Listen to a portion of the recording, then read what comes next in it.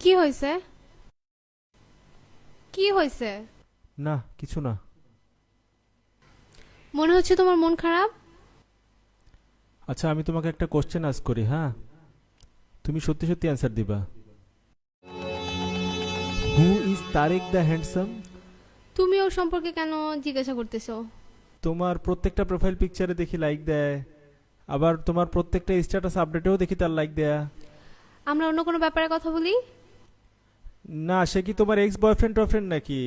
মনে হইতেছে অনেক সেনসিটিভ ওর ব্যাপারে। এখনো ভালোবাসো টাসো নাকি ওকে? আমি ওকে কেন ভালোবাসবো? তুমি আমার একমাত্র ভালোবাসা। তাইলে কি ও তোমার ভাই?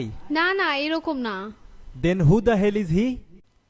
না তুমি তো আমার কাছে কিছু একটা লুকাচ্ছ, আমি তো বুঝতে পারতেছি। না তোমাদের সম্পর্ক এতই ঘনিষ্ঠ, ও তোমার কাছে এতই ইম্পর্টেন্ট? আমি যদি সিক্রেটটা ডিসক্লোজ করি তুমি আমার উপর রাগ করবা। দেখো আমার কিন্তু সত্যিই এখন অনেক রাগ লাগতেছে। আমি সত্যি বলতেছি। ধ্যাৎ! না, আমার আর তোমার সাথে রিলেশন রাখা সম্ভব না। আমি বলবো, কিন্তু তুমি প্রমিস করো আমার উপর রাগ করবা না। আচ্ছা বলো। ওইটা আমার ফেক প্রোফাইল। যখন কেউ আমার পিকে লাইক দেয় না, তখন আমি আমার পিকে লাইক দেই ওই আইডি থেকে। আর কমেন্টও পোস্ট করি, যেমন ধরো কিউট, নাইস, হট এইসব।